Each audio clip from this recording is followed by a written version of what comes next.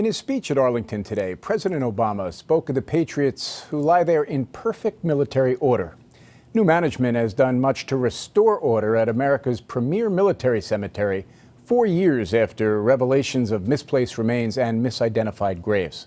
David Martin now on bringing a 19th century burial ground into the 21st.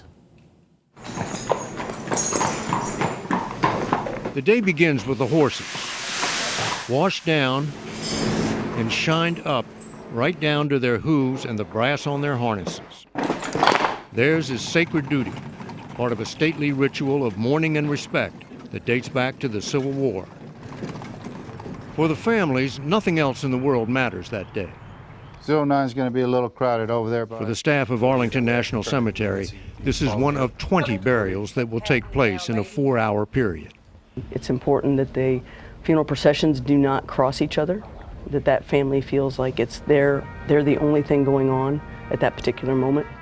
Renea Yates is in charge of each day's burials, which are timed and mapped out with the aid of computers and GPS, part of a new electronic records-keeping system that tracks more than 250,000 grave sites. All of these graves that are in gray are occupied. Green is available. Joe Alberti used to do it all by hand, recording burials on antiquated maps that had more in common with the Civil War than the information revolution.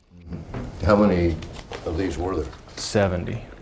This is the map for Section 60, the site where the dead from Iraq and Afghanistan are buried.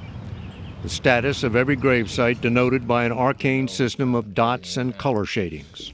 Well, you can just see you're going to make mistakes. It's possible, yes, sir. You can see, David. The new director, Patrick Hallinan, faced a daunting task, searching Arlington's 624 acres to find and correct all the mistakes of the past. So going back and looking at all the records, looking at all the grave sites, and making sure that information is accurate and validated. Now, before a grave is closed, the identity has been verified 3 times. It's checked when the grounds crew opens the grave.